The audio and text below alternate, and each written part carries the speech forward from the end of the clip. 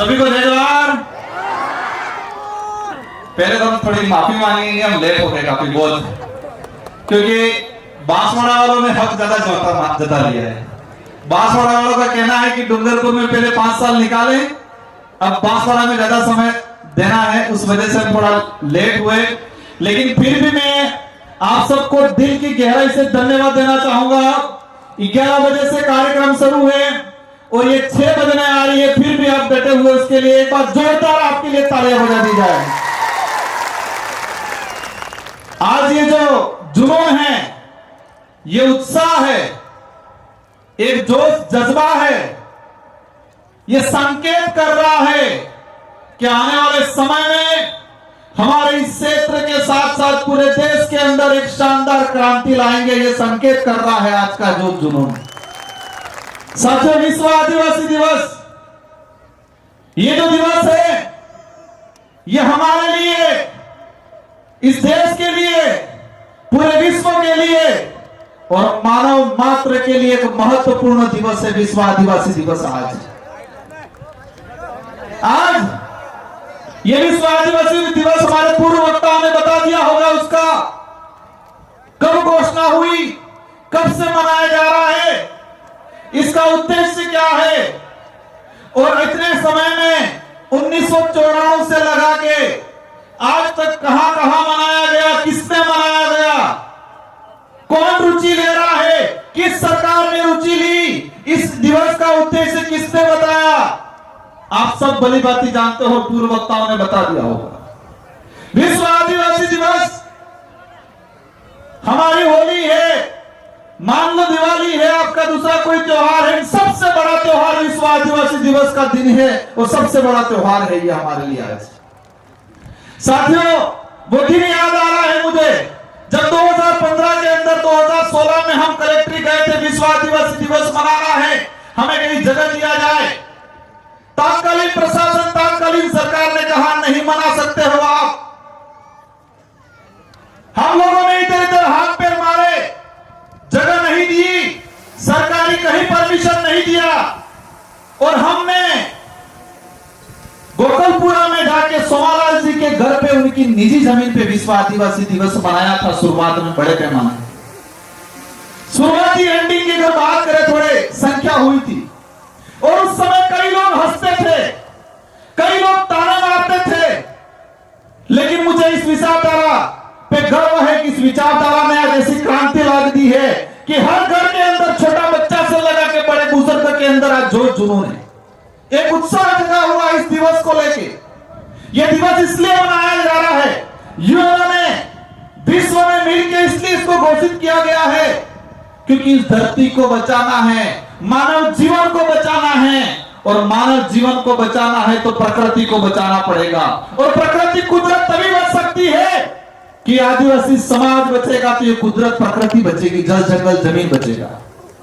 ये विश्व के कई बुद्धिजीवियों को समझ में आया कि पूरे विश्व के अंदर जो ग्लोबल वार्मिंग हो रही है, पेड़ कटाई हो रही है, इधर इधर पहाड़ों को, प्रकृति के साथ जो अन्याय हो रहा है, उसका एक ही उपाय है, क्योंकि उनकी रक्षा आज से हजारों सालों से आदिवासी समाज करता आया है। आदिवासी समाज का संरक्षण करेंगे तो प्रकृति का शरण होगा। ये विश्व के बुद्धिजीवी लोगों ने, यूएन में बैठने वाले लोगों ने समझा और इसलिए विश्व आदिवासी दिवस की घोषणा की।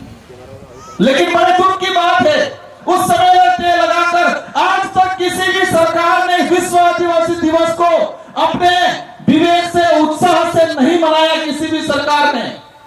लेकिन हमें गर्व है कि हमने यहाँ पर आदिवासी छात्रावास के अंदर आप सभी ने मिलकर एक कारवा खड़ा किया। उस समय तत्कालीन सरकार थी वसुंधरा गवर्नमेंट की और उन्होंने मजबूर में ऐच्छिक अवकाश घोषित किया और 2018 में 84 और सागवाड़ा की जनता आप सबकी मेहरबानी से 2 विधायक जीत के गए और 2 विधायकों की जीतने की वजह से हमने दमखम से अशोक जी गहलोत से कहा, अगर आदिवासी हितैषी हो, उसके लिए कुछ कर सकते हो तो आदिवासी दिवस का राजकीय अवकाश घोषित किया जाए, मांग रखी और उनको मानना पड़ा और 2018 में विश्व आदिवासी दिवस की सरकारी अवकाश किया गया 2019 के अंदर। कुछ लोग कहते हैं क्या किया, क्या उपलब्धि, ये बहुत बड़ी उपलब्धि है हमारे लिए, हमारी आइडेंटिटी, हमारे अधिकारों की रक्षा। यूनियन ने जो विश्व आदिवासी दिवस घोषित किया गया था उसको राजकीय अवकाश घोषित कराया। पूरे राजस्थान के अंदर कर्मचारियों के माता पिता आज पूछ रहे हैं, आज स्कूल क्यों नहीं गया, आज अस्पताल में क्यों नहीं गया, किसकी छुट्टी है। हर कर्मचारी अपने माँ बाप को जवाब दे रहा है, वो किसी भी समाज का हो, कह रहा है कि आदिवासी दिवस है आज। पूरे राजस्थान के अंदर हर माँ बाप पूछ रहा होगा, बच्चे पूछ रहे होंगे उनके पिताओं से कि आज किसकी छुट्टी है। तो आज विश्व आदिवासियों का दिवस है, इसलिए छुट्टी है। ये हमारी बहुत बड़ी उपलब्धि हुई है और इसकी वजह से आसपास के जितने जो राज्य है, मध्य प्रदेश, महाराष्ट्र, छत्तीसगढ़, झारखंड, सभी राज्यों के अंदर राजकीय अवकाश घोषित किया। वो आप लोगों की बदौलत, आप लोगों ने संघर्ष किया, इसलिए आज देश के अंदर जो हालात बने हुए हैं। अभी मैं आ रहा था गाड़ी के अंदर, एक चीज मैंने देखा, राजस्थान में भाजपा की सरकार है। मैं इस मंच से पॉलिटिकली भाषण नहीं देना चाह रहा, लेकिन जो आज के दिन में आदिवासी समुदाय के साथ जो धोखा हुआ है, राजस्थान के मुख्यमंत्री जी ने अपने ट्विटर हैंडल से विश्व आदिवासी दिवस की शुभकामना पोस्ट की। अच्छा लगा हमें भी कि राजस्थान का मुख्यमंत्री आदिवासी दिवस की शुभकामना दे रहा है। ये कोई मामूली दिवस नहीं है, युवाओं ने घोषित किया है।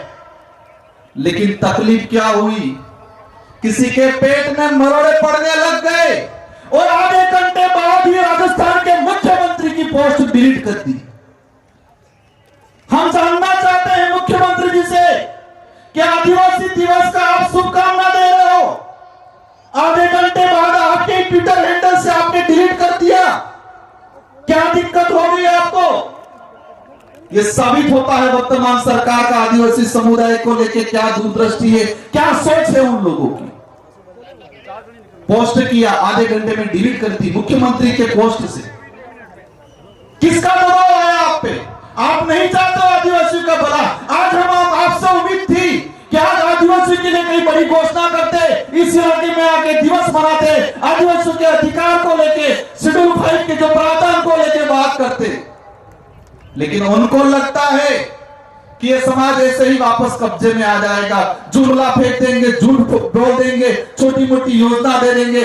लेकिन ये समाज, इस क्षेत्र की जनता अस्तित्व के लिए, स्वाभिमान के लिए लड़ना सीख गई है और वो लड़ेगी। हमें साबित करना है ये बिरसा मुंडा, टाटा मामा, राणा पूजा भील, रगड़डुंगर बरंडा की धरती है और उनके वंशज है। ये हमें साबित करना है आने वाले समय में हम सबको मिलकर। आज देश के जो हालात बने हुए हैं, देश में विस्थापन हो रहा है, आप सबकी बदौलत मुझे दिल्ली की, देश की सबसे बड़ी सदन में जाने का अवसर मिला। मैंने एक डाटा निकाला, पिछले 5 साल के अंदर कितने आदिवासी विस्थापित हुए अलग अलग प्रोजेक्टों के नाम से। टाइगर प्रोजेक्ट के नाम से पिछले 5 साल में 2.5 लाख आदिवासियों को विस्थापित किया इन सरकारों ने। अन्य सभी परियोजना मिला के पिछले 5 साल के अंदर 4 से 4.5 लाख आदिवासियों को विस्थापित किया गया है इस देश के अंदर। आज तक का, आजादी के बाद तक का, अब तक का इतिहास उठा के अगर देखते हैं, इस धरती पे अगर सबसे ज्यादा कोई विस्थापित हुआ है परियोजना के नाम से, तो आदिवासी समुदाय विस्थापित हुआ है। लेकिन इन सरकारों को समझाया है कि आदिवासी समुदाय जग चुका है, समझदार हो चुका है, अब आपको मुंह तोड़ जवाब देने वाला है आने वाले समय के अंदर। ये कार्रवाई यही नहीं पूरे देश में चलने वाला है। साथियों, एक बात और मैंने देखी, हमारा जो इतिहास है आजादी से पहले का, मानगढ़ हत्याकांड देख लो, बिरसा मुंडा का आंदोलन देख लो, देश के कई कोनों में आदिवासी महापुरुषों ने जल जंगल जमीन की, स्वाभिमान की, हक अधिकार की लड़ाई लड़ी, लाखों लोग मारे गए। इस देश के इतिहास में अगर देखते हैं तो सबसे ज्यादा अगर कोई आजादी की लड़ाई, आजादी के बाद की लड़ाई में अगर किसी का मर्डर हुआ है, उनकी हत्या की गई है, तो आदिवासी समुदाय की गई है। आजादी की लड़ाई में सबसे ज्यादा अगर किसी शहीद हुआ है तो आदिवासी समुदाय हुआ है।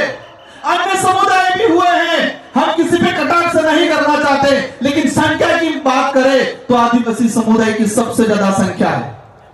लेकिन साथियों, इस देश में बच्चों को पाठ्यक्रम पढ़ाया जाता है, छठी क्लास हो, 12वीं क्लास हो, एनसीईआरटी की किताब हो, सीबीएसई की हो, या किसी भी गवर्नमेंट, राजस्थान सरकार, देश के अन्य राज्यों का सिलेबस है, देश का जो सिलेबस है, इन सारे सिलेबसों के पाठ्यक्रम में मैंने एक बात देखी, आदिवासियों का इतिहास कहीं नहीं पढ़ाया जाता है।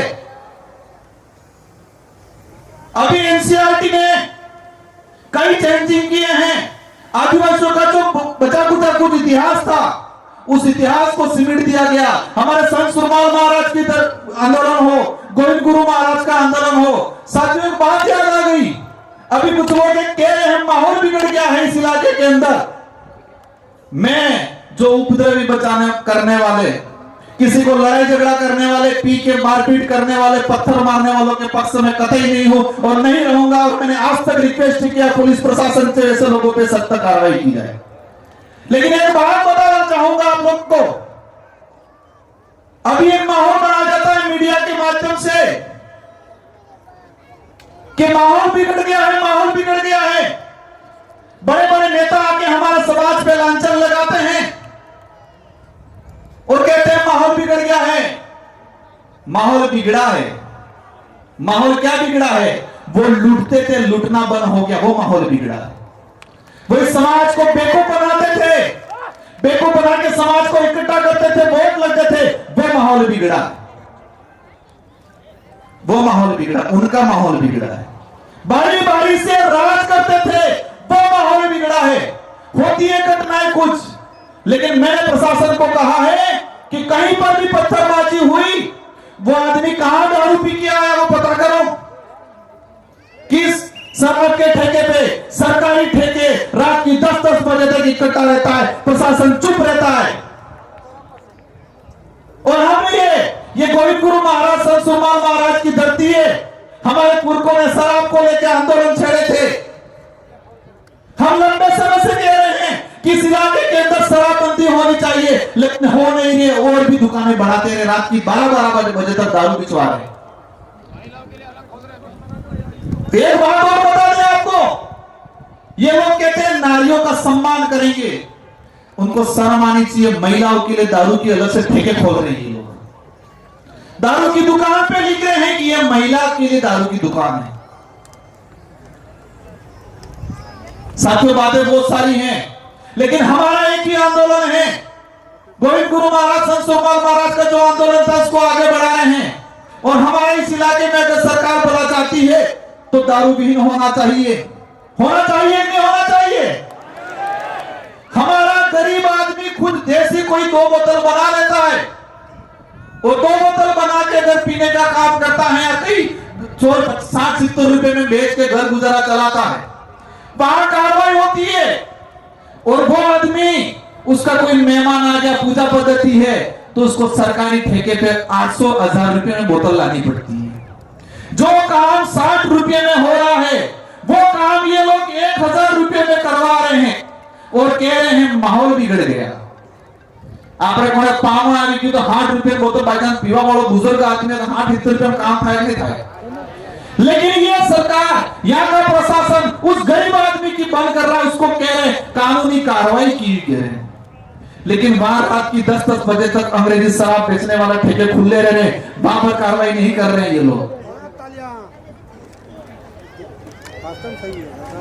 इसलिए हम सबकी जिम्मेदारी है, जो विशेषकर युवा साथी है उनको कहना चाह रहा हूं मैं कि दारू हमें बंद करना चाहिए। इंग्लिश दारू तो बिल्कुल बंद करना चाहिए। इंग्लिश के लिए हाथ खड़े कर दो सब। पैर बंद रात्रि जाए गाड़ी जो नहीं क्यों। तो आज धर्म को लेके माहौल बना रहे हैं ये लोग। मैं बांसवाड़ा गया था, एक कार्यक्रम में एक आदमी को पोस्टर, दारू पिला के पोस्टर पकड़वाया था।